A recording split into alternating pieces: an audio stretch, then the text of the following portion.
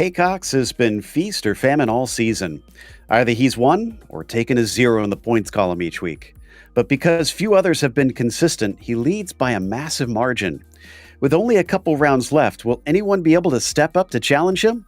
We'll find out soon as we get ready to watch round 9 of the Camel GT series, and you'll see it all live here on the Global SimRacing Channel. Hi, I'm Joe Peak, and with me in the booth is Adam Lindgren. Behind the scenes is our director, Robert O'Brien, and he's using cameras provided by Dougie Beard. Suzuka plays host to today's event. More well-known for hosting open wheelers, it's had its fair share of sports cars. Let's head to our track guide for more.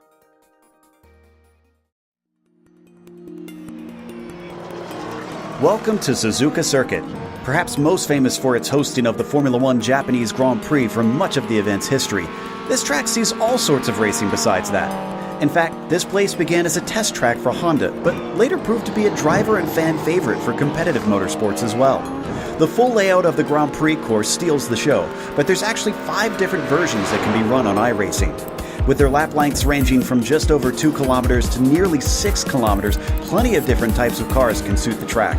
GT racing and lower-level open-wheelers are quite popular, but motorcycles are also a staple here. Some of the corners have become world-renowned over the years.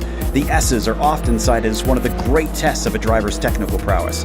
Then, of course, there's Degner's 1 and 2, which provide very little runoff considering their fast and narrow entry. Later on, the long backstretch leads up to the notorious 130R, which is blindingly fast. The Casio Triangle offers one last chance at an overtake if you're brave, but has been the scene of many drivers clattering into one another over the years. F1 fans will be quick to cite the infamous coming together here between Senna and Prost. However, real-life visitors will find it's more than the racing that provides some viewing pleasures. The unique ways in which the Japanese fans celebrate their favorite cars and drivers certainly capture your attention. But it's no wonder they're such fanatics, because who wouldn't be with one of the world's greatest tracks right in your backyard?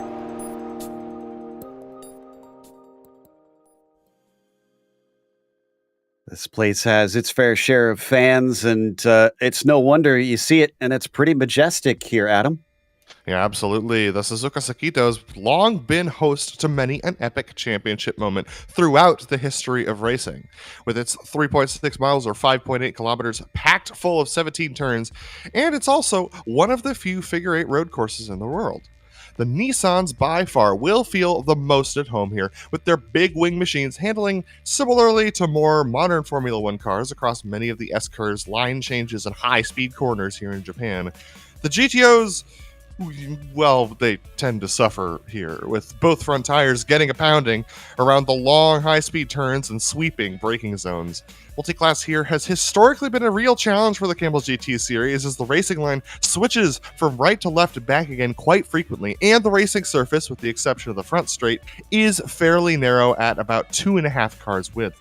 This can cause consternation for the Nissans and serious danger zones for the Audis, especially through the Degner Benz, Spoon, and 130R. If anyone is going to top our championship leaders, Joe, it will be with self-preservation and consistency today.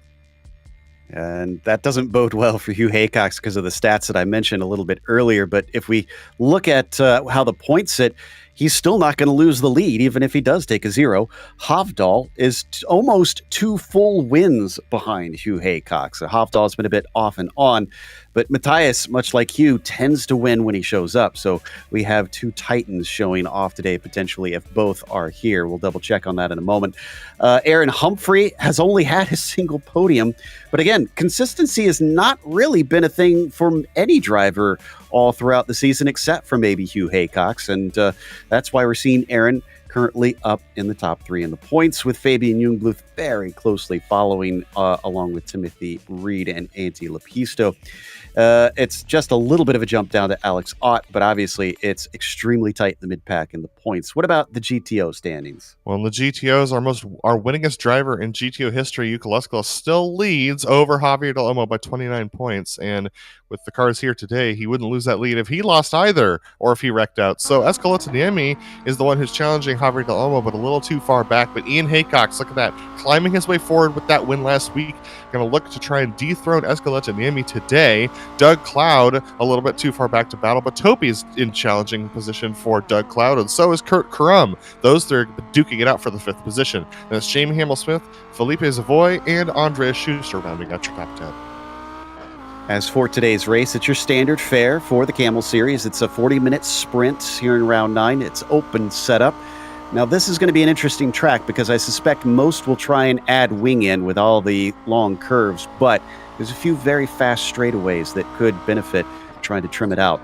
They don't have a spare car, and this is kind of an old-school style track these days where, yes, it has a lot of modern runoff with pavement, but the barriers are extremely close around most of the circuit, so we could see damage easily racked up by these drivers. Drive-through penalty at 17 incidents and a disqualification at 25 will keep them on the racing surface and not abusing those track limits too much here today. For those stats, if you're wondering, that I mentioned earlier, easily better than 1 out of every 3 races that he's shown up for, Hugh Haycox's win. And unfortunately, Matthias is not here, but he's won 1 out of every 5 races that he's shown up for, which is pretty phenomenal. It's cool out here today, though, Adam, at 67 Fahrenheit, so it might take a few laps before they really get those tires up to temperature. Yeah, absolutely. So these drivers definitely trying to get those tires up to temperature. As you said, 18 degrees Celsius in the air, 19 on track. So not much of a difference between the air temp and the track temp right now. But that wind, 8 kilometers out of the east, will be blowing these Nissans around just a touch as they head down, as they have a little bit of a headwind actually going into turn 1. So that should help their turn 1 entry. But it will make going through 130R a little exciting. No surprises. Hugh Haycox takes the provisional pole as the first 2 cars come across the line. One driver I'm watching out for, Togo Hisada, only put it into 4th, but he just comes off of his 2nd place finish in the Lotus 49s earlier, and he is Japanese, so this is a home circuit for him. We usually see him over in the Lotus 49s, not nearly as much here in Camel. We'll see how he fares in a very drastically different set of machinery. Yeah, absolutely. So Aaron Humphrey right now in the 10th position in qualifying, trying to improve on his spots. Yeah, this track is very challenging, even for the Nissan GTPs. I talked about how the Audis struggle. The GTPs as well, they're not so happy with the curbs around here, and some of the turns you do have to take the curbs. But riding on board with our current provisional pole sitter, Javier Del Olmo, currently leading the way with 1:59.6 on his fastest lap. Make that a 1:59.3 for Yuko Leskala, who pips the pole, and that's been pretty traditional so far this season. In fact, if I recall, I think he is the only one that has taken pole position so far. No, he is not, actually. Excuse me. It's only 4 poles for him. I thought there were more to his name so far this season. But Yuko has been extremely quick pretty much everywhere we go, and as we ride on board, he's got a pretty big margin over Del Olmo. Ooh, Fabian Jungbluth just jumped up to 5th in the prototype, so that's a nice little leap for him as Hisada now goes to 2nd over there. Yeah, that's a great run from Hisada to jump up to 2nd position, pipping Ove Trangrade for that spot. Ferengrau in 4th. Laust Olsen moves himself into 5th now, so a good qualifying for Laust Olsen. And let me tell you, it's under 1 second between 1st and 8th position in the GTPs, and similarly under 1 second between 1st and 3rd in the GTOs.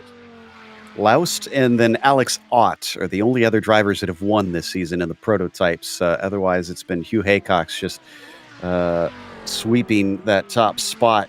Ian Haycox, his dad, is currently sitting in 4th, and it looks like he will likely improve here on this lap. Let's see how much as he crosses the line. A 2-flat 1. That will, unfortunately, not bump him up any positions. And in fact, Kundalis just took 4th away from him. And speaking of winning, Yuko Leskala has won every race that he has shown up for this season. He didn't show up for Le Mans, but that's not a problem because they get 2 drop weeks over the course of the season, so that won't affect his point standing at all. Yuko Leskala coming around. Wow, look at him whip that Audi around. Very good car control to get that Audi to turn that quickly. You can see him sliding a little bit as he enters onto the front straightaway. Wow, he's definitely weaving that car around a little bit. But look at that, still a faster lap. Oh my goodness, Yuko Leskala with a 1:59.1.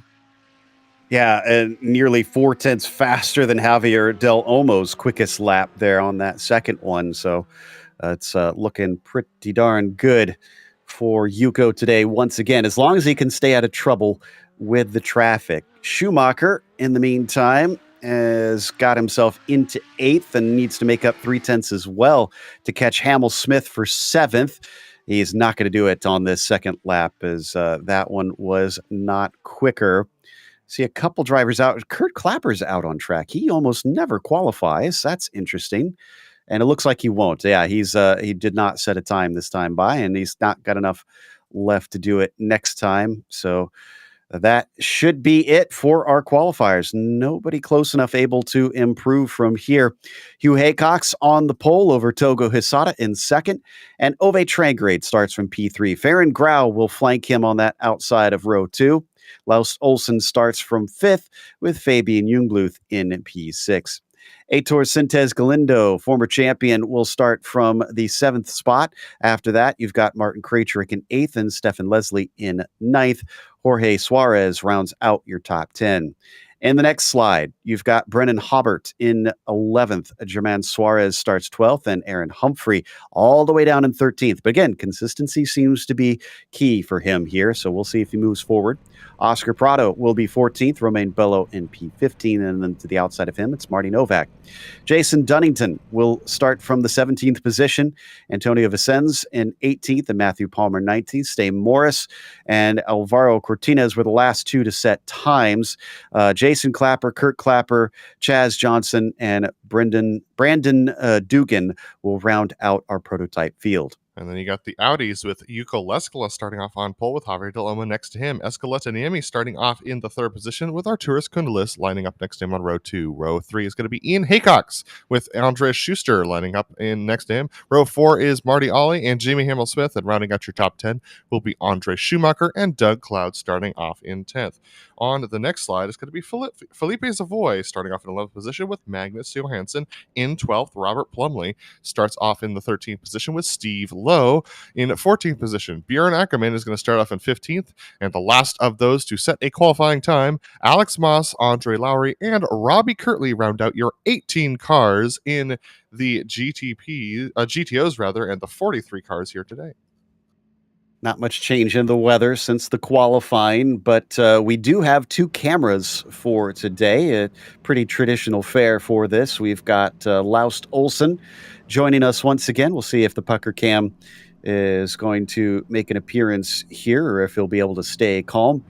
And then, of course, there he is as he has got himself ready to go. Looks really cool and collected, at least for the time being. And then we have Ian Haycox back once again, starting from 5th in his class. And he's got himself set up and ready to take off. Looks like the pace car going to be leading Hugh, his son, off to the start-finish line. Thankfully, a short lap here.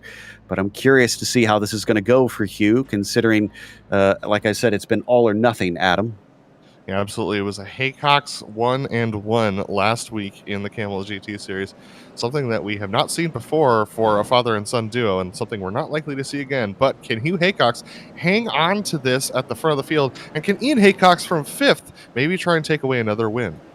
We'll see as they are now under control of Hugh Haycox, waiting for the green flag. He takes off, and we are underway. Not a great start for Hisata, who immediately goes to defend on Trangrade, and Farron Grau is coming up around his outside. Will he be able to take that away? Yes, he does. Down into turn 1, sweeps around the long way, as most of the cars in the GTPs seem to be making it through that first corner okay. Let's go to the GTOs. A nice battle for the lead between Javier Del Olmo and Yuko Leskala. Javier was on the inside. Look at this. Yuko Leskala trying to go around the outside of the corner. He's going to be able to sweep around the outside on cold tires to take away the lead from Javier Del Olmo. Javier challenging back, though, as they head towards the S's. It's still going to be side by side, but there is Yuko Leskala being able to streak away. Arturas Kundelis tucked in behind for 3rd. I think Del Olmo knew that was going to be his best opportunity. He fought hard to try and make that stick, but just no dice, unfortunately. So Leskala now holds the track position. Can he scamper away before they encounter the GTP traffic for the first time? Looks like most of them are able to still be running, although Brandon Dugan unfortunately had a little bit of an off, didn't hit the wall, thankfully. Sorry, we've had a wreck in the hairpin. Kurt Clapper has gone around, as well as Jason Clapper, the 2 Clapper brothers, running into trouble here in the GTPs. Well, that's going to be a little bit awkward at family dinner a little later, I'm sure, but Kurt able to keep going. Jason has to take a retirement after that one, and thankfully the GTOs will not catch them in time, as it looks like the 33 able to get it going. Meanwhile, coming back to the front, Farron Grau has dropped by almost 2 seconds already to Hugh Haycox, and Hisada is using what I imagine is some experience here to stay hot on his heels. And that's bad news for anyone who wanted to try and beat Hugh today. 2 seconds is a gigantic gap, and when they come up to the back of the Audis, 2 seconds is about what you could expect to lose if you're having any sort of trouble throughout the lap with lap traffic. Brandon Dugan continues to fall backwards as he had a little bit of trouble coming out of 130R through those chicanes at the end of the lap, so move Brandon to the back of the field. Does seem like he's struggling a little bit out there today. Hopefully he can get it under control. Still keeping it ahead of the GTOs, as it's going to be Leskala leading the first lap to almost second. Kundalis, you mentioned, was trailing Del Olmo, but he's dropping back and is forming a bit of a train behind. Letaniemi and Schuster are breathing down his neck. Yeah, absolutely. Now is the time to try and settle in, try and get those tires underneath you, cool off anything that heated up during the first lap, and trying to get some decent pace going. You'll see the Audis start to try and make passes probably about a lap from now. Maybe on this lap on 130R, but it's going to be a real challenge for these drivers. They're going to try and cool down their stuff, trying to hit a rhythm, and then try and make their way forward. The Finnish driver still at a distance of about 0.8 of a second currently over Del Olmo, as they now swing into the two Degners. Very difficult corners to try and get right in just about any car as you chuck it in there, and then they accelerate away towards the hairpin. As we're used to seeing here at Suzuka, not a lot of action early on in either of the classes. I'm seeing very few passes currently. Absolutely. We had a pass for 10th between Aaron Humphreys and German Suarez. But aside from that, it's been pretty clean going, pretty standard fare for these drivers. Hugh Haycox with the fastest lap, as expected, with a 3-second gap to the lead in front. And then Farron Grau riding on board, Togo Hisada rather, riding on board with chasing down Farron Grau for second. Yeah, they've been stuck behind Farron since the beginning, and Ove Trangrade is behind him along with Laus Olsen. Not really getting close enough to threaten. I would think this car that they'll often talk about, the aero wash, yes, it has the ground effects, but I wonder if it's just going to be tough to even get within that attacking range here. Yeah, absolutely. It is tough to get into the attacking range because of the amount of downforce that is required on this track. So you get tucked in behind, you start to lose the front end just a little bit, scrub those tires, that can heat them up and make them perform a little bit worse. So it's challenging to make a pass like this. You have to set it up coming through Spoon onto the back straight before we hit 130R. That's the best way to try and make a pass. So as they get ready to take that, let's see if any of them can get the run they need here as they accelerate out of the corner. It does look like Haycox is just gone. I mean, we're on lap 3, and he's already got a 3-second lead over anybody. Oh, as we got a problem for the 7 of Sintez Galindo. Yeah, Sintez Galindo having a little bit of trouble here. Was just on his own. He got to the curb and onto the AstroTurf coming through Spoon, and unfortunately spun it around. No damage. He should be able to get going, but he's going to have some hot rear tires to contend with. Velo to his outside, makes a brave move, and is able to overtake the number 25 car, at least for now. So that gets him that spot back, but he's now 6 down from where he began this race, unfortunately. Ooh, we might want to go to Hisada as we take a look at Ian Haycox out here trying to battle for the mid-pack. Hisada was under threat from Trangrade into turn 1. Ove taking a little bit of a peek on him after he had a great exit out of the chicane. Yeah, absolutely, but now they're going to have to ride nose to tail, and I don't think Togo's close enough to Grau to be able to make a pass into the hairpin. That's the next real passing zone for these GTPs. Not really an opportunity to pass through the Degners. We've seen people try, and it usually doesn't end well for them, but Togo Hisada definitely feeling like he can do more than Farron Grau is at the front, so he's got to try and find a way to set up a good run down one of the straights to try and make this work. Heading into the hairpin now, it certainly gives you a sense of the elevation change around here, as there's quite a few hills and trees in the way of our chopper cam there as we now come down, following more closely behind them, up into Spoon. Will anybody try something out of here? Because it certainly seems like Train Grade's quick on this latter half, maybe trimmed out the car, maybe has the top end speed to close in on Hisada, as Grau just keeps Togo at arm's length up the backstretch towards 130R. Yeah, Togo had a good run out of Spoon, but unfortunately for him, Grau's got his car trimmed out pretty well, so that's going to negate any sort of attempt into this braking zone. But this is where Togo's the strongest, is through this chicane here. So that's where he seems to claw his way back up to Grau. But this time, Grau gets a good exit. I don't think a challenge is going to be possible for Hisada into turn 1. Now, a little too far back this time. We've had more problems for Kurt Clapper. Had a spin. Don't need to go there in that 33 as he'll fall to the back of the field. Yeah, look at how tight Ove's able to get underneath him through the first corner. Let's watch through the S's here. See if he continues to gain ground. Yeah, and it definitely looks like, as I said, Togo Hisada has a little bit of pace over Grau. But the challenge is getting by, and it's hard to do around here. But they are going to start catching up to the back of the GTO field, coming probably at the end of this lap. That's when the real chaos will begin, no doubt, as we take a look at the number 10 of Andreas Schuster. Now, there is a veritable buffet of cars behind him. Letaniemi, Haycox, Marty Ollie, Jamie Hamill-Smith, Andre Schumacher, all getting backed up here. So eventually, I imagine something's got to break. Yeah, Esco made an attempt through 130R a couple laps ago on Schuster. Couldn't get it done. Looks like Schuster's a little bit slow through the corner. Ian Haycox. Oh, look at that. Schuster a little wide there. Ian Haycox looking up the inside of Letaniemi. Thinks better of it. Here they go through this chicane. Ian Haycox being a little cautious there through the first right-hander. Out of the left, he's a little stronger. He looks like he might be trying to make a challenge on Esco into turn 1. Looking down, he's looking in his mirrors to make sure that Marty Ollie's not going to do anything back there, but fortunately for him, nothing doing for either of those drivers. These guys continue to chase down Arturas Gundulis. Yep, so staying put. Oh, we have had a big wreck. Magnus Johnson has made contact with Doug Cloud. This was into turn 1. Oof. And Cloud was way off the course. Johnson was even into the barrier. I think this is Cloud making a move, if we can get a replay of that one, and tried to get his nose in, but just didn't have enough space. And here's the replay. We're going to take a look here. Doug Cloud is going to try and make a pass here. Yeah, there's just the end of that wreck right there. You can see the 17 bouncing across the gravel. I love the new texturing that iRacing has done for those gravel traps. It's definitely improved the racing and the visuals of that. But yeah, Doug Cloud trying to take it down the inside. The 17 goes to cover him off, make an early apex.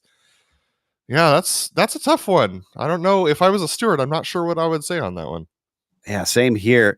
In the meantime, maybe back to P2 here for the GTPs, because Farron Grau is trying to be patient through the traffic, but Hisada has been climbing all over the rear wing of that number 26. They made it through a good chunk of it, but now they start to approach Doug Cloud, and then they've got about 3 cars in a row to try and overtake. Oh, big on the binders for Grau and Hisada, and Doug Cloud gets cut off again here as they're trying to duck their way through. It's a real challenge for these drivers to try and navigate through this section of track. Farron Grau, Togo Hisada, Ove Trigger, Laust Olsen is now on the back of this train as well. Farron Grau to the inside of Plumley. Hisada's going to have to wait for Plumley, and that's going to break up this battle a little bit. The battle between 12th and for 12th in the GTOs is going on up ahead of them. That's between Felipe Savoy and Alex Mas. They're not going to want to give up any time either. Yeah, Hisada's trying his best to make good decisions here. Train Grade staying behind him. They'll split the pair of them. Oof, although they almost make contact with Philip Savoy down to the inside. Trangrade takes advantage. There's the move he's been looking for. That'll put him on the podium. Yeah, and Laust also was able to navigate past Savoy, so he's going to stay attached to the back of this train. Farron Grau is stuck up behind some of the Audis through the S's. This will bring these 3 right back up to Grau.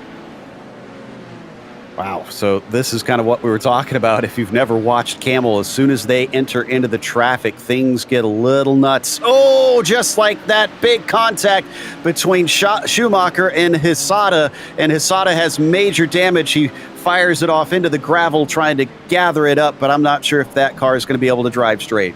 Yeah, I mean, Schumacher had to go to the apex there. It's one of the S's. The Audis don't really have an opportunity to go anywhere else. So, unfortunately for Hisada, that thing is crabbing quite a bit. He's going to be really struggling to make it back to the track on time. Oh, that was close. Whew, coming off the hairpin, Farron Grau trying to get on the throttle as best he can without losing control behind him. Train Grade may have now overtaken Hisada, but already he's trying to gun down Farron Grau as they weave their way through the upper echelons now of the GTOs. Yeah, absolutely. And also, Laust Olsen is a very quick driver as well. So, Ove Trigger is going to be trying to stretch out the gap from him. Looks like Felipe Savoy has had a trouble through Spoon. So, he's now off on the side of Spoon as well, trying to recover. So, yeah, these Nissans going through the pack. It's going to happen 3 times today, is my guess. And whew, it really does cause a lot of consternation for both classes.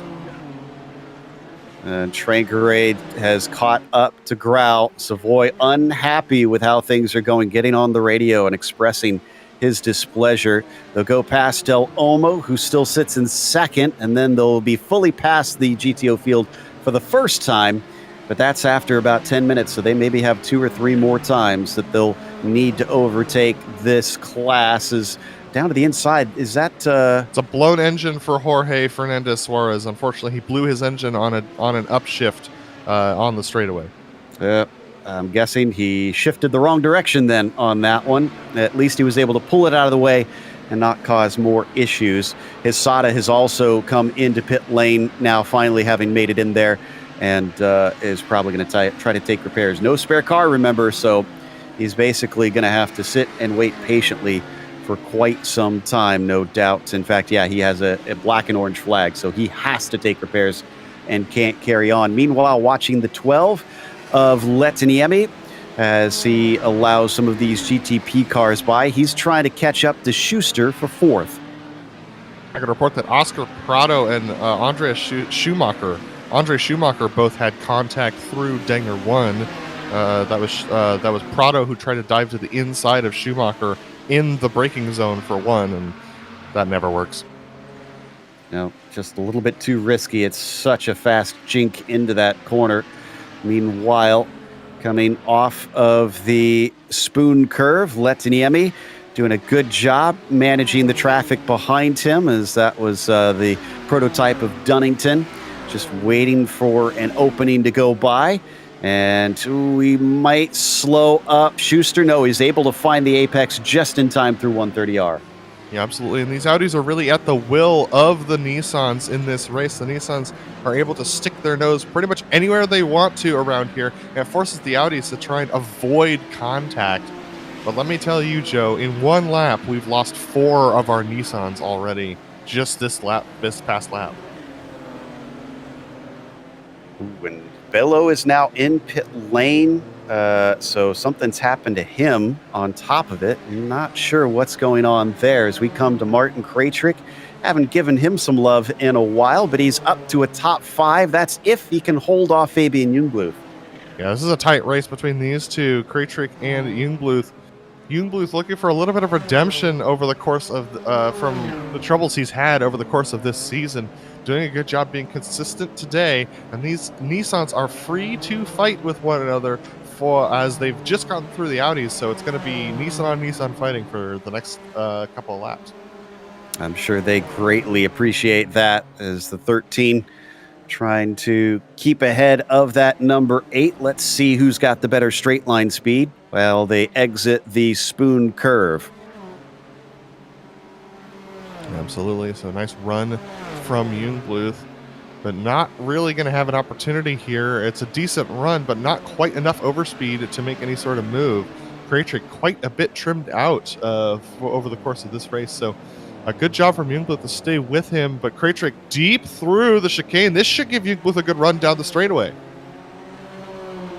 Oh boy, yeah, he's got a great opportunity to try and pass if he's brave.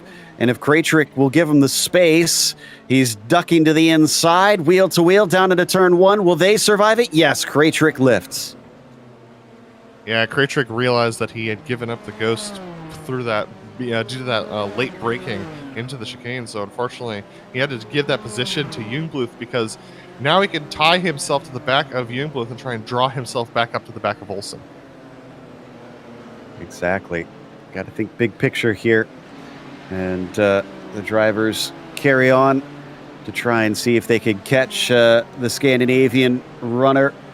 We're going to go back to Sintez Galindo, still in ninth. Stefan Leslie directly in front of him, trying to threaten, but big blink there, unfortunately, for Stefan. There have been a couple drivers complaining about their connection this race. Yeah, I've seen a couple of drivers having issues as well, and ones that are consistently fairly decent, so it's a little bit of a surprise here today, but Sintez Galindo is keeping his foot in it as Stefan Leslie is also keeping their foot in it, so a great battle between these two as they head through Spoon once again. Going to be that long, sweeping multi-apex left-hander with a descent and an off-camber exit. One of the most challenging corners in racing, in my opinion. I've always felt like I just never get it right and get the most out of it every time I've taken it. But right now, Sintez Galindo didn't get the most out of the exit to try and keep up with Leslie, although Stefan is getting ever closer to Hobart in front of them pretty much every corner on this lap from what I've seen. So I wonder if this is going to become a three-car battle pretty soon. It sure looks like it already is, but Stefan Leslie's got to think about what's in his rearview mirrors as well. So a deep braking into one will help Leslie a little bit, especially if Hobart goes to the apex. Looks like it's going to be an early apex there for Leslie, trying to sweep the way around. That puts a lot of pressure on those outside tires to try and hang on to the track there, especially with the fact that Leslie is in the tire tracks of Hobart. Sintez Galindo trying to do a little bit of alternate lines to Leslie ahead to try and get a little bit more air on that front wing. Still, difficulty is showing itself once again at this track. We're almost halfway through this event, and many of the passes have been down to just drivers making mistakes and capitalizing on that. Once again, Sintez Galindo getting ever close behind Leslie as they approach the hairpin, tries to square it off a little bit more. This is going to be a good exit for the number 7. I wonder if he'll have a shot here soon. Yeah, good run for the number 7, trying to make the pass on the 30. Very close in behind, but it's going to be into some of the most technical sections of the course. Spoon corners where you need that downforce as much as possible. It's been a real challenge for anyone to get a decent run out of Spoon today, but looks like the 7's got a good run now. I don't think he'll be able to be side by side by the time to get the 130R, but maybe something down into the Casio triangle. He's going to withstand the buffeting. Great job through there. He's close, and he takes a tiny peek, but decides not to go for it. Interesting. Ooh, a little bit late on the brakes for Leslie. Sends him a little bit deep into the Casio triangle, and a little bit of a slide coming off the corner, but Sintez Galindo had to back off to not make contact with Leslie. Just a reminder that the hitbox for this car is a little bit bigger than the rear wing descent, so Sintez Galindo couldn't take the risk, but he's going to dive to the inside of Leslie now. Leslie given in the position. I was going to say, I don't think Stefan fought that at all. He saw him close and just lifted a little and facilitated that pass. As we come back to the 12 of Lettiniemi, who's now lost out to Marty Ollie. Not often that we say that. Usually Esco is fighting for podiums, but he's only sitting 7th today. Yeah, Esco, unfortunately, is not seeming up to pace. He's been absent a couple of times over the course of the season and a little bit of a run of absences recently, so might be feeling a little bit behind the car today. But Marty Ollie, on the other hand, feeling pretty spicy today, trying to look for a top 5. Most of the fighting's been around these positions in each of the classes. The leaders, Hugh Haycox and Yuko Leskulov, just disappeared from everybody else up to this point. So unfortunate for those who are hoping for a fight for the win, but great for fans of this mid-pack action. Ian Haycox right now is the one that's kind of holding down the fort in that top 5. Absolutely. This technical track has been a little bit more challenging for Ian Haycox than some of the other tracks this season. And I'm not just saying that Ian is capable of winning at Le Mans. He's capable of winning at a lot of places. But unfortunately for him, this track just does not seem to be suiting his driving style. Indeed. And as they weave their way through the S's, it looks like Schuster's got himself a gap of about 1.5 seconds, so safe for now. But we've seen the traffic certainly make those disappears quite quickly. Meanwhile, Farron Grau, who managed to hold on to that second place. I'm not sure how much longer that's going to last if Ove Trangere's pace is something that is accurate here. Yeah, Ove Trangere was able to claw right up to the back of Farron Grau quite quickly. Just had to go around Robert Plumley offline, so that put him he lost about half a second doing that. But this position, I think Grau's going to have to defend very staunchly against Trangere in order to hang on to this.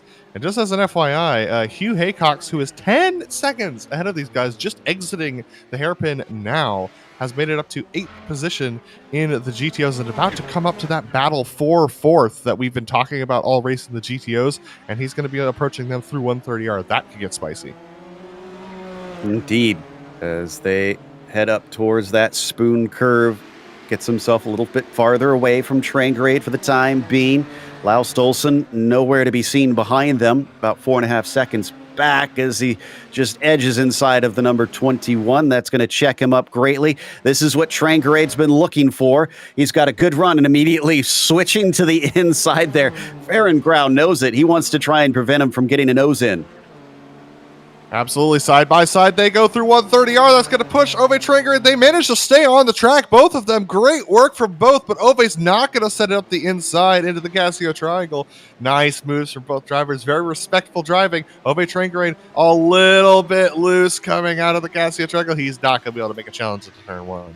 The Norwegian driver is known for his relishing battles in any series that he's in, so I'm sure he's smiling ear to ear right now. But he backs off and it resets, seeing if he could get another go at Grau a little later on. Traffic definitely seems to be the key. Set yourself up when you start to get one of the slower class cars coming up and try to capitalize. Yeah, absolutely. And it looks like they're coming up to the battle for that 5th position that we talked about. Oh, and getting a little bit cut off is Grau with Jamie Hamill-Smith. A nice move to the inside, frees him up, but Ove Trangere now right back in it.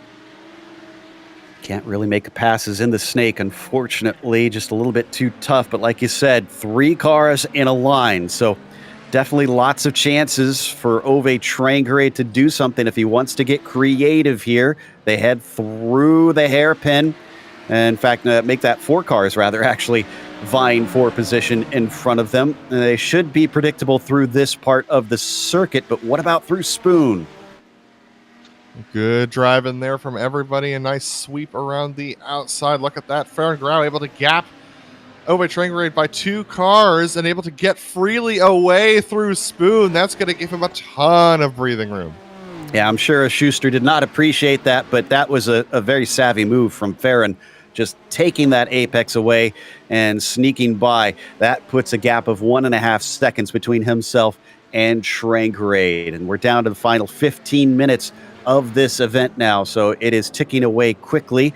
Kundalis, a single car, should be easily overtaken on the front stretch. Yeah, absolutely. So that was a really good move on the inside of Spoon from Grau. Like you said, Joe, that is exactly the kind of move that you need to make in these races to try and clear a driver who's quicker than you on raw pace. Farron Grau doing everything it's fighting as scrappily as he can to try and stay ahead of Trangere, but now these two are relatively free and clear of traffic. They've only got Javier Del Olmo and then Yuko Lescala to go by, and then it's going to be a raw pace all day for the rest of the race, most likely for the next 15 minutes. Ian Haycox just hounding Andreas Schuster here on our screen. And then Marty Ollie kind of watching from behind. Hasn't been able to get as close as I think he would like. Sintez Galindo kind of weave back and forth, and that could be a little sketchy around Dunlop, trying to go around the outside of Schuster, but he saw it happening and gave him space. Yeah, absolutely. I think that was one of those moves where the GTP is committed to going, and so you just got to let him go. Looks like Escaleta Niemi, unfortunately, is going to be retiring from this race, so I'll have to go take a look at what happened to him. Oof. Hope he didn't have contact with one of the prototypes. It'd be a shame to see him fall out of this at this stage. He was doing fairly decently. He did. Not contact, but he got cut off through Denger 1. So that's 3 incidents now that have retired a GTO through a dive into Denger 1 from a GTP. That's Leslie and Krajcik gets the worst of the traffic. Nice move by Stefan. Again, using Spoon Curve to the advantage of the GTPs. as this carries on, continuing to be momentarily interrupted by the faster class. Schuster holding down fourth and has been dealing with just a mirror full of his own class cars all race long. Absolutely. And for those who are wondering, well, wait a minute, wasn't Kraytrick further up? He had a self-spin through Spoon last lap that made him fall back into the clutches of Leslie. And so now he's battling Leslie for that 7th position. But Ian Haycock's doing a good job of keeping his nose clean and trying to battle Schuster for that 4th position now. I'm sure that that skill of staying out of trouble will come in handy today. You think about last week, and you mentioned him taking the win. That was actually his first ever win on the broadcast races. So Ian probably a little bit chuffed at that, but not looking like he's going to repeat that here today. That was a big holdup for Andreas Schuster. But again, no opportunity for Ian down into the S's. Absolutely. Now that's brought all 3 of them right close together. Schuster, Haycox, and Ollie as they're trying to duke it out for that 4th position. And here comes German Suarez. That could have been netcode if he wasn't close. That was really, really close. I thought he was going to turn that green car. So thank goodness it did not wind up being that. And he is now clear of the 3 of them. It was 4 before we lost Letaniemi, sadly. And they dwindle down further as a bit of a defensive move from Ian there on Marty Ollie. Not sure. It seemed like he just wanted to cover off either the GTO or Jason Clapper coming up behind, who was trying to lap them once again. Yeah, that was an interesting move for sure for Ian to take the inside there. I think he was trying to cover off that lapper, as you said, because you could get really slowed down with this GTP on the outside on the exit of the hairpin. But I think he actually might have lost more time by making that move than if he would have just let the GTP go. Jason Dunnington and Marty Novak, the next 2 that are also battling for position. Actually, no, excuse me. They are battling for position. Excuse me. This is for 10th position in the prototypes, and they leave them be and continue on their merry way. As up around the outside, Vicens goes way too deep and takes it into the grass, and this is really unfortunate for Ollie. Ollie gets held up a bunch coming off the chicane. Yeah, that's unfortunately going to separate out that GTO battle for that 4th position for all these drivers. But as that's separating, what's gotten closer together is the battle for P2 between Farron Grau and Ove Trangrade. These 2 drivers, Farron's been trying to hold off Ove and trying to do it with traffic, but there's not a lot of traffic to use to hold off Trangrade. But next up is a same class car, Alvaro Cortines. Cortines has had his fair share of issues today and could be an interesting variable here in this battle. And these 2 have just been stuck together for much of the race, battling for what is essentially best of the rest. Hugh Haycox is now 13 seconds ahead of them. I think they saw the writing on the wall pretty much from the qualifying on this one. That is a hefty gap. 13 seconds is nothing to sneeze at all. Here's Bjorn Ackerman. Farron Grau going to take another cheeky move up the inside, and look at this. Ove Trigger is going to say, yeah, no, I don't think so. He's going to also make a move there on Bjorn Ackerman. Cortines dives to pit lane right ahead of Grau. That was some very, very wise decision-making from everyone involved throughout that moment. Yeah, and Ove Trangrade had to be a bit brave following him through, knowing he can't afford to lose time here. He needs to try and stick with him in case the door opens. Del Omo's off. P2 and GTOs is off. Oh, and I saw some chatter from Dunnington. I'm not sure if that involved him. Oh, no, it did. Oh. Sorry, it involved Marty Novak. This was Marty Novak and Javier Del Omo. Novak ended up sliding wide through Spoon and making contact with Del Omo.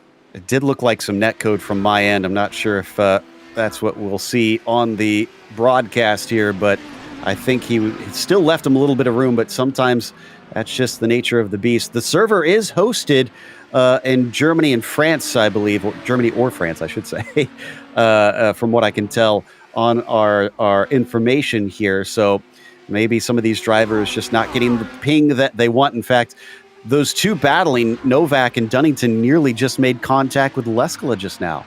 Yeah, and that's terrifying for all of the GTOs, but this actually gives a really good opportunity for Schuster, Haycox, and Ollie. They're now duking it out with Del Omo for a podium position.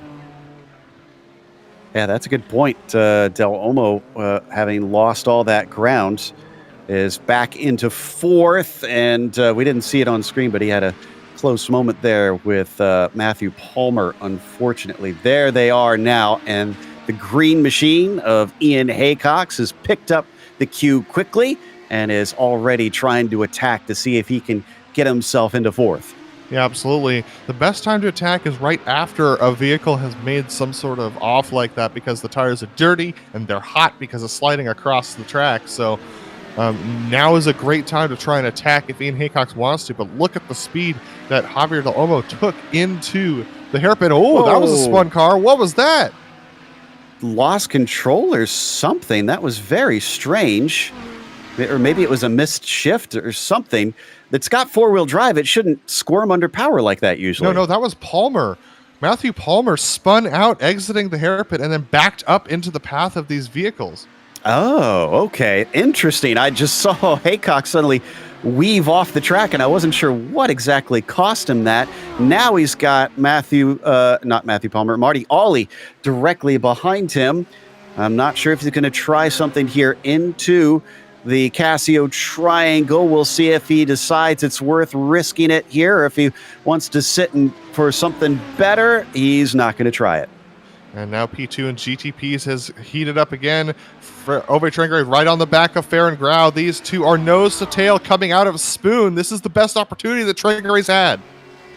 Yeah, he gets a great exit out of Spoon as we watch Ian Haycox come down the front stretch. I don't think that's going to be enough for Marty. Here comes Trangrade. He's going to go around the outside of Grau through 130R. They're going to go side by side. They're still not making contact. Here we go. Late on the brakes is Grau. Is it too late? He's able to make the corner and keep Trangrade behind him for now. It's a better line for Trangrade, though. If he gets a good enough exit, he could try again. Look at him have to use every inch of the track as he swings it out of the final corner.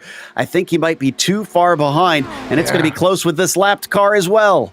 It was the draft from Plumley that gave Grau the speed he needed down the front straightaway to hold off Ove Trangrade. But Trangrade now has to do another lap behind Grau. And let me tell you, he's been sliding around a lot, has Trangrade. His tires are gone, having to follow in the tire tracks of Grau for so many laps.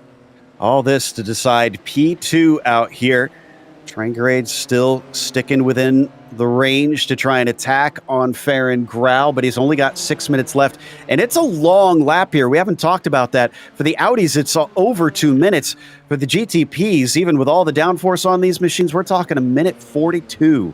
Absolutely. So that is that is an 18-second delta between the classes, and that's why you see the GTPs taking the risks that they do. They're coming up on the back of Doug Cloud here that they're going to catch going through 200R. This set of corners is such a challenge for the Audis to just hang on to the front end. They don't really have a way to avoid a GTP if they make a move. But it looks like Farron Grau's going to try and make a move. No! Doug Cloud covers off Farron going into Spoon. That's going to put Trangrade right on the back of Grau. We're going to see a repeat of last lap. Here we go again. Oh, but he's all off into the AstroTurf. He keeps his foot in it, and he doesn't lose much time, but he's not quite as close as what we witnessed before.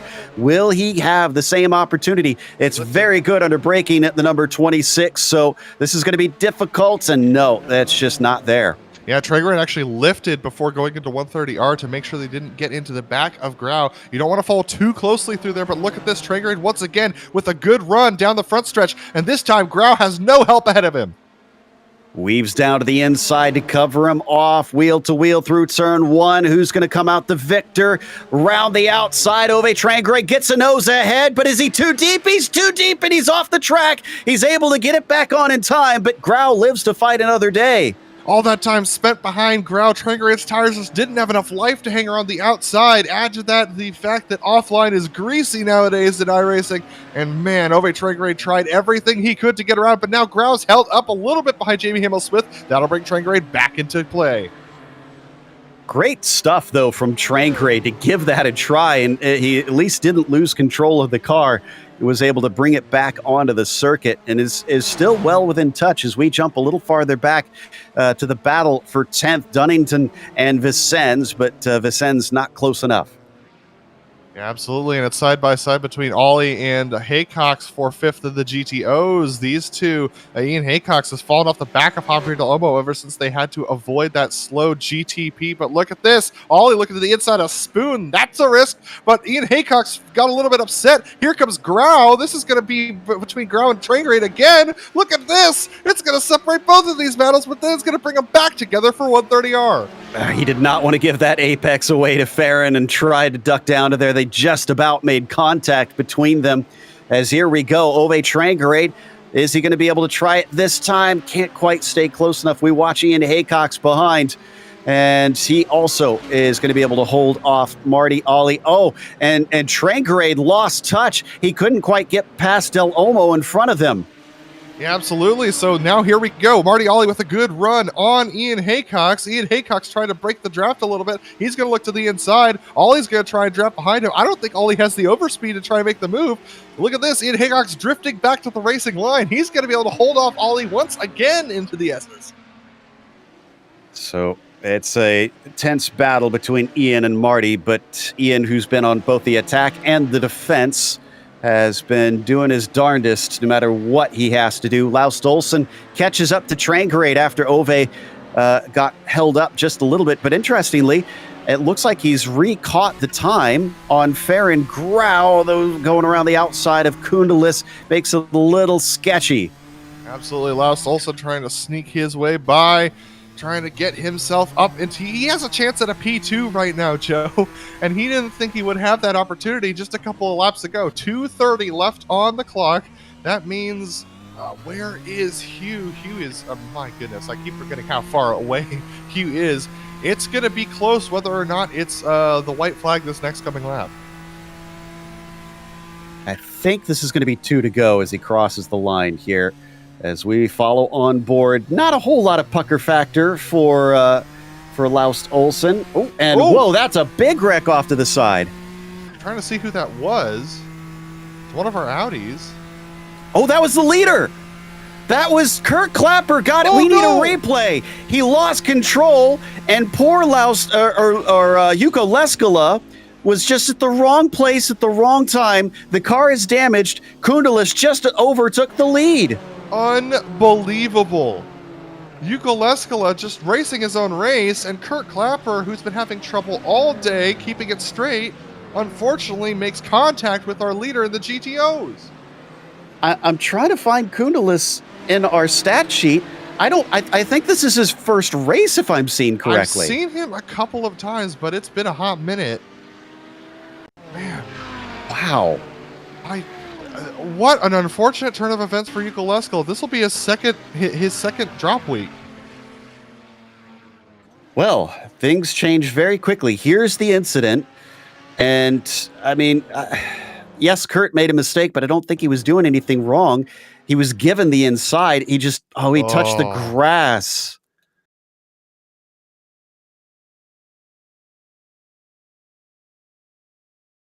Wow, that is just gutting, but there's enough buffer built up for Leskala up to this point that he's going to be able to get away with it points-wise. He just can't afford to have that happen too many more times, and I'm sure he's not terribly happy about that development. So, could be a shock win for the 5.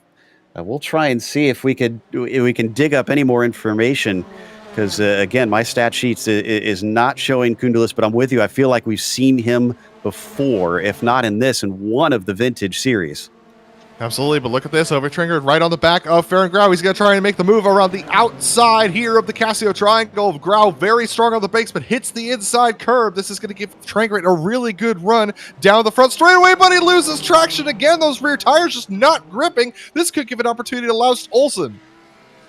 Olsen closing in, but I think he's a little too far back. He's kind of showing himself in the mirrors, but no dice for now. White flag is out. Last lap for these drivers. It's a monstrous 25 seconds and side by side now. Coming off the corner, Trangrade rebuffs Olsen once again. Yeah, Trangrade's tires are gone, Joe. There's nothing he can do at this point. He's trying to catch ground. He does have faster pace, but he just doesn't have the car to do it right now. They're going to catch up to Bjorn Ackerman, who pulls over to the right-hand side to let these guys go by. It's going to separate the battle just a little bit. They're going to have one more shot to pass each other, but Hugh Haycox, my goodness, that man's already going through Spoon. Yeah, it's a long ways ahead, and these three, look at them bouncing off the curbs. My goodness, Trangrade is leaving nothing out there and using up the car and the track. But Hugh Haycock, no!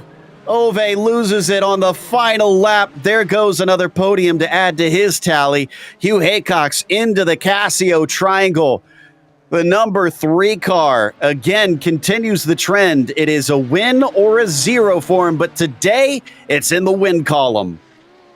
And absolutely a good win for Hugh Haycox. Great job from him. But Fabian Jungbluth trying to clutch up to the back of Laus Olsen right now. Fair and ground, not in touch for any of these guys. How deep is Jungbluth going to send it through the Casio Triangle? Sends it fairly deep on the brakes. It's going to be whether or not Laus gets held up here by Andre Lowry. It's going to be close. It's going to be tight. They're going to try and go around the outside. Jungbluth trying to make a move, but it's not going to be in time. Laus Olsen hangs on to 4th. Whew, tense stuff to get himself another podium here. Kundelis right now with a 4-second lead over Schuster. Just trying to wrap this one up as a few more cars looking to try and pass him from the GTP class.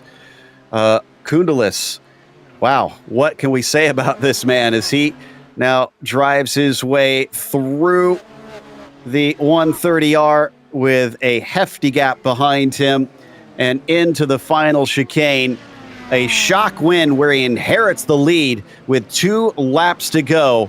I'm sure he can't even believe it himself. Arturas Kundelis takes the victory. This is exactly what I talked about at the beginning of the race, Joe. Keep your nose clean, keep yourself going straight, and you might have an opportunity to pip a win from our championship leaders, and that's exactly what Kundelis did. Wow, amazing stuff here at the end. This is why you always got to stick around all the way to the checkered flag for Camel, because you just never know what's going to happen. That's going to send us to a quick break. We'll come back with the official results as well as driver interviews.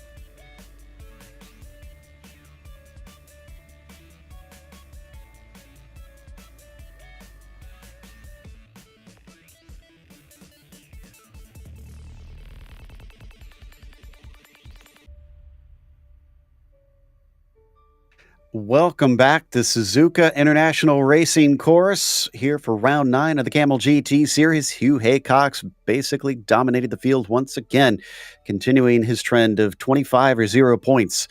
Farron Grau was interestingly 25 seconds behind in second place with an almighty scrap all race long for that P2. Laust Olsen got himself another podium to his name. He's taken a number of those over the years here. I think that's number 18 for him. Fabian Jungbluth was P4, and Heitor Sintes Galindo was 5th. Stefan Leslie, P6 for him, was followed by Martin Krajcik winding up 7th, and German Suarez, P8. Jason Dunnington, he definitely saw some action out there, but he gained 8 positions in this race. Nicely done. Marty Novak was 10th, as Aaron Humphrey is on the next slide in 11th, and Vincennes was the last one on the lead lap of the prototypes in 12th. Ove Trangere didn't get to finish that last lap, sadly, fighting for a podium. Had to settle for 13th. Matthew Palmer was 14th, and Prado was 15th. Jason Clapper, P16. Cortinez, 17th, and Steve Morris, 18th. Kurt Clapper, 2 laps to go, getting into a wreck, unfortunately, with the leader of the GTOs, sends him down to 19th. Then it's a DNF for all the remaining GTPs here on your screen. And then we have Arturas Koundalis, who breaks Yuko Leskala's stat of winning every race he shows up to. Andreas Schuster coming home in second. Javier Del Olmo finishes in third place today, finishing out your podium. Ian Haycox coming home in the 4th position with Marty Ollie in 5th. Jamie Hamill-Smith 6th. Doug Cloud finishes in 7th today. 8th goes to Robert Plumley with Steve Lowe in 9th position. And 10th place going to Felipe Zavoy. Bjorn Ackerman finished in 11th with Andre Lowry in 12th.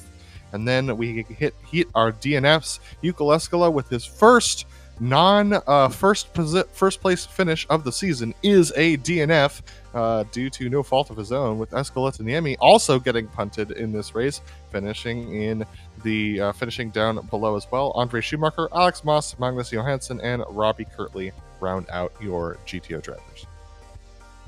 And our winner ready to talk to us, Hugh Haycox, extends his points lead by quite a margin, considering second place didn't show today. But Hugh still put down a stonking performance. I don't know if you knew the stats here, Hugh, but apparently this ties you for 5th most winningest driver in the Camel broadcast ever. Oh, that's pretty cool. I didn't know that, no. It seems like you're really on it this season. Only 2 races where you haven't won. Unfortunately, those both were zeros, but the hot and cold is way much more in the hot column this season. Yeah, it's been a pretty good season already. Nothing to complain about really, but it's it's a shame that I've not got, it depends on the track and the race and the week, but I don't have someone to race really close every single race, which is a shame, but I'm sure it'll come. Now, next week is going to be back to one of the draft tracks with Road America. Are you at all concerned about someone maybe being able to hold on to your coattails? Because most of these wins, you've really kind of run away from everybody. Yeah, it's always a worry. I mean, even here it was a worry until the start of the race. Yeah, you never know when someone finds something with the setup or whatnot. So yeah, hopefully they do. In fact. Well, congratulations on another impressive victory, and hopefully we'll get to talk to you in Wisconsin. Yeah, thanks, guys. Now, another driver we're really looking forward to talking to here, Arturas Koundalis, is with Adam Lindgren with his first ever broadcast win. Yeah, absolutely. Arturas, fantastic win today. I know that it's probably not the way that you would have wanted to win, but a win is a win regardless, and your consistency was impressive out there. Talk to me about your race here at Suzuka.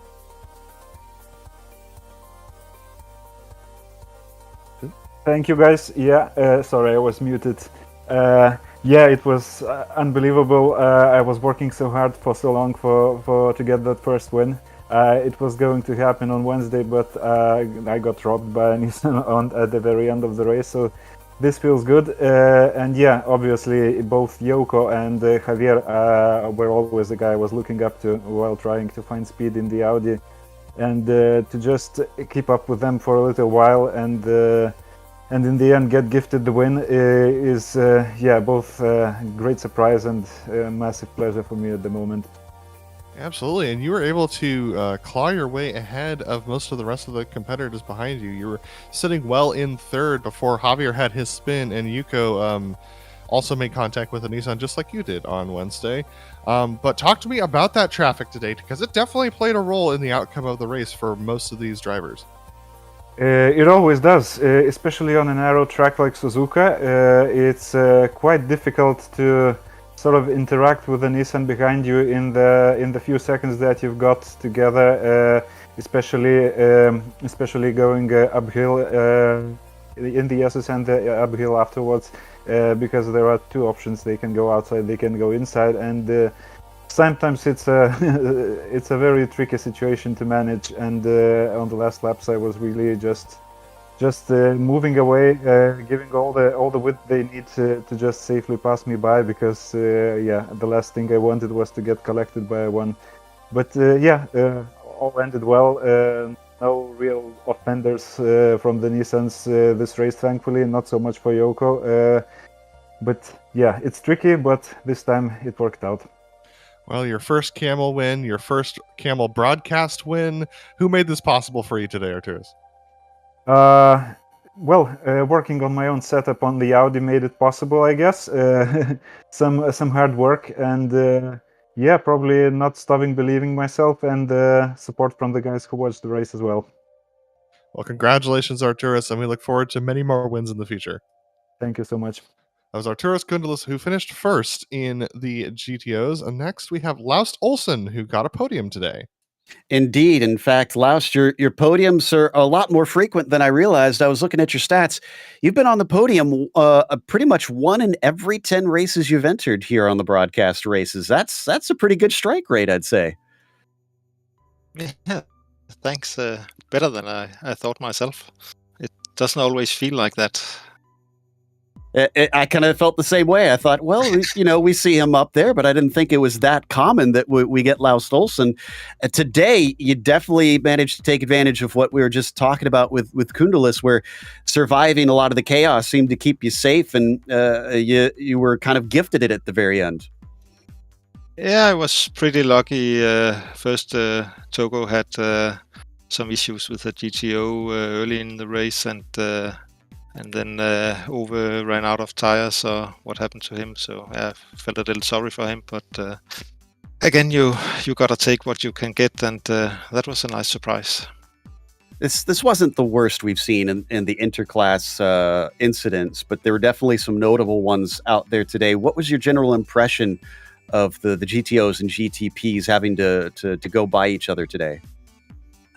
For me, it was there wasn't the big problems. I was trying to be patient when I could, and it's just when you catch up to the traffic in a bad spot, you lose a lot of time. But you have to.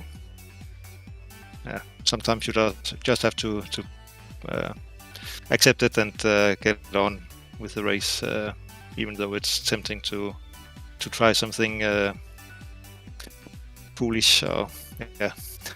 Yeah, just got to take your medicine along with getting the sweet treats, I suppose. Yeah, something like that. Yeah.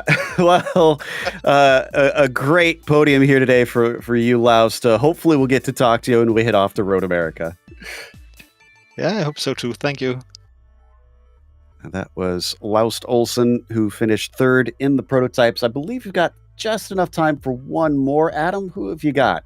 Yeah, absolutely. I've got Jamie Hamill-Smith, who's going to talk to us right now. Jamie Hamill-Smith finished in the 6th position in the GTOs. Jamie, a fantastic drive from you today. A lot of challenge with the traffic out there, and a lot of challenge with the track as well. Talk to me about your race. I felt like I had a pretty good race. I usually struggle at the starts. I just can't keep up with anyone.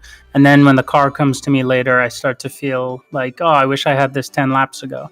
But this felt like a really good start for me. I was surprised to see some of the guys behind me sort of get further away in the mirror. And I just tried to stay with Marty and Ian for as long as I could. But I think at some point I must have gotten some unfortunate traffic, and then I missed a shift, and then I missed another shift, and before you know it, there was just a 6-second gap that I couldn't recover. Well, it seems to me like your performances, your finishes have been continuously improving over the course of this season as far as like basing on where you start to where you finish. What do you think the key to your upward track is? Yeah, that's a real tricky one for me because in general, I don't consider myself one of the quicker guys. I strive to be consistent, but there's only so far that'll get you. So I'm just trying to tell myself if I'm close to a car, try to stay with him. Don't focus on passing. Don't focus on anything else. Just try to stay with the pack, and that's maybe been showing some results, or maybe I've just had some good luck. I'm not sure. Well, Jamie, congratulations on 6th position. Who helped you get there today? Just the Camel community in general. These guys are so great, and thanks to Javier for the setup. A bunch of us were using his setup this week, and it was really nice. That was Jamie Hamill-Smith, who finished 6th in the GTOs. Back to you, Joe. That's going to close us out for today. So we want to give a big thank you to the Camel community for bringing us back for another season of coverage. And also thanks to the team today, Adam, Rob, and Dougie. Make sure to check out our social media, our website, and our merchandise store. And don't forget to subscribe to our YouTube channel so you don't miss a moment because it's one of the more popular ones next week, Road America, Saturday, February 18th at noon Eastern. Be sure to check out our other broadcasts listed here. And until next time, race clean, race hard, and we'll see you on the track.